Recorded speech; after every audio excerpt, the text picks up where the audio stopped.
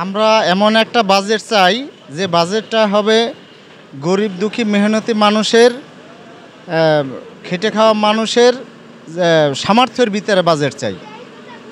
দ্রব্যমূল্য নিয়ন্ত্রণ, কর্মসংস্থান সৃষ্টি, বেকারত্ব দূরীকরণ এবং শিক্ষা ব্যয়টা কমানো উচিত।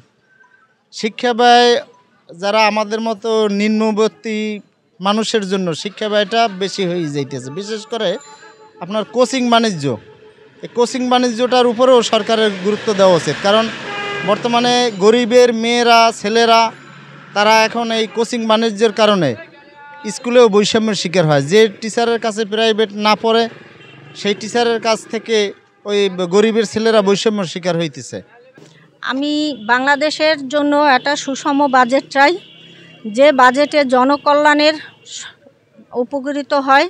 যেমন আমাদের স্বাস্থ্য খাতে চিকিৎসার জন্য টাকা বাজেট বাড়ানো উচিত, গ্যাসের দাম কমানো উচিত, রাস্তাঘাট মূল্যায়ন করা উচিত, নিরাময় করা উচিত। রাস্তাঘাট দিয়ে চলাচল করা যায় না। সারা বাংলাদেশে রাস্তাগুলোর দিকে এই সরকারের কাছে আবেদন, যেন রাস্তার জন্য তাদের এক্সট্রা বেশি বরাদ্দ রাখা হয়। খাদ্যদ্রব্য ক্ষেত্রে আমাদের চালের দামটা অত্যাধিক বেশি। চালের দামটার ক্ষেত্রে সরকারের একটা কঠিন নজর দেওয়া দরকার, এবং বিশেষ করে তেলের দামটা অনেক বেশি। বাজারে ভোজ্য তেলের দামটা অনেক বেশি, এটা নিয়ন্ত্রণ আনা দরকার।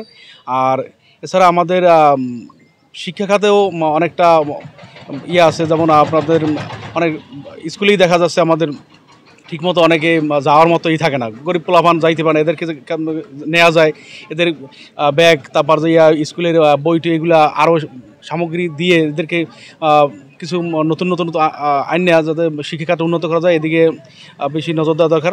আমরা এই সরকারের কাছে খুব আশাবাদী, এই সরকার যেন নতুন যে বাজেট ঘোষণা করবে সেই বাজেটে যেন শিক্ষা খাতটার উপরে প্রাধান্য দেয়, স্বাস্থ্য খাতটার উপরে প্রাধান্য দেয় এবং কৃষির উপরে যেন প্রাধান্য দেয়। আমরা যারা এখানে 80%-এর উপরে যে কৃষি নির্ভরশীল জনগণ, তারা এই লোকাল যে হসপিটাল আছে, স্বাস্থ্য খাত আছে, মেডিকেল আছে, এখানে চিকিৎসা নেয়।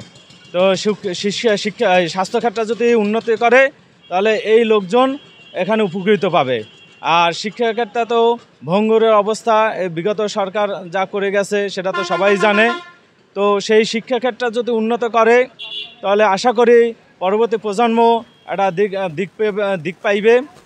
আমি চাই দেশের শিক্ষা খাতটা খুবই উন্নত করা দরকার। শিক্ষা ব্যবস্থা এবং ভেঙে পড়ছে, এবং সাধারণ যাতে জনগণ এবং সাধারণ মানুষের যারা লেখাপড়া করতে পারে সেদিকটা সরকার খেয়াল রাখবে।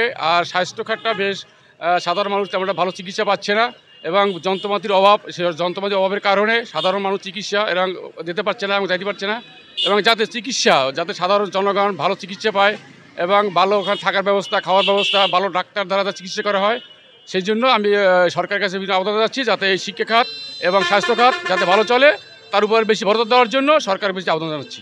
দ্রব্যমূল্যর ঊর্ধ্বগতি থেকে দ্রব্যমূল্যর নিম্নগতিতে আনা, যেমন সার, ঔষধ, কীটনাশক এবং সয়াবিন তেল, বিশেষ করে সয়াবিন তেল, ডাল, চিনি, চাল এর ঊর্ধ্বগতি, এগুলোর দাম কমিয়ে আনা। আমার মনে হয়, আমি একজন সাধারণ মানুষের ভাবনা দেখি যে নেশা জাতীয় দ্রব্য যে বিক্রি করে তার উপরে ভ্যাট বসিয়ে এদিকে মূল্য কমিয়ে আনা, এবং জনগণের দ্বারগোড়ায় স্বল্প মূল্যে কৃষক, শ্রমিক, রিক্সাওয়ালা, ভ্যান চালক তাদের ন্যায্য মূল্যে দ্রব্য সামগ্রী যাতে তারা পায়। সামনের বাজেটটা যাতে সুন্দর হয়, গরিব মানুষ, অসহায় মানুষ, গরিব দুঃখী মানুষ যারা আছে তারা জানি নিত্য প্রয়োজনীয় যে জিনিস এগুলি জানি সহনীয় পর্যায়ে হয়, যাতে গরিব মানুষ যারা নিত্য প্রয়োজনীয় বলতে চাল, ডাল, তেল, কৃষকরা এই তেলের দামটা যদি কমে তাহলে কৃষকরা বাঁচতে পারবে।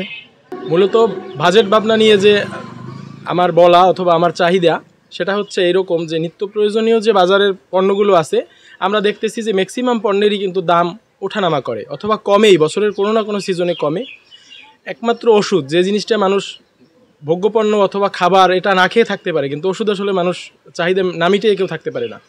ওষুধের প্রয়োজনীয়তা প্রত্যেকটা পরিবারে আছে, কিন্তু বাংলাদেশের ইতিহাসে আমি যদি ভুল না বলে থাকি তাহলে এমন কোনো নজির নাই যে ওষুধের দাম কখনো কমছে, কোনো পণ্য, কোনো প্রোডাক্ট অথবা কোনো কোম্পানি কমাইছে অথবা সরকার কমাইতে বাধ্য করছে, এমন নজির আমার জানা নাই। আমার চাহিদা, আমি যদি একজন ভোক্তা হিসেবে হই অথবা আমি একজন ব্যবসায়ী প্রতিনিধি হিসেবে হই, আমার চাহিদা হচ্ছে সরকার ঔষধ প্রশাসনকে যে কোনোভাবে নেগোসিয়েট করে এই ঔষধগুলোর দাম যাতে ক্রয় ক্ষমতার মধ্যে, যেমন অ্যান্টিবায়োটিক, সেফটিএক্সোন, দুরারোগ্য ব্যাধির যে ওষুধগুলো আছে যেগুলো আসলে মানুষ প্রয়োগ না করলে তার জীবন ঝুঁকি আছে, এই ঔষধগুলোর উপর যদি সরকার কিছু সাবসিডি দেয় অথবা সরকার যদি তাদের সাথে নেগোসিয়েট করে যে আমরা ভোক্তাদের অথবা ব্যবসায়ীদের আরেকটু কম মূল্যে আমরা ঔষধটা সরবরাহ করতে পারি।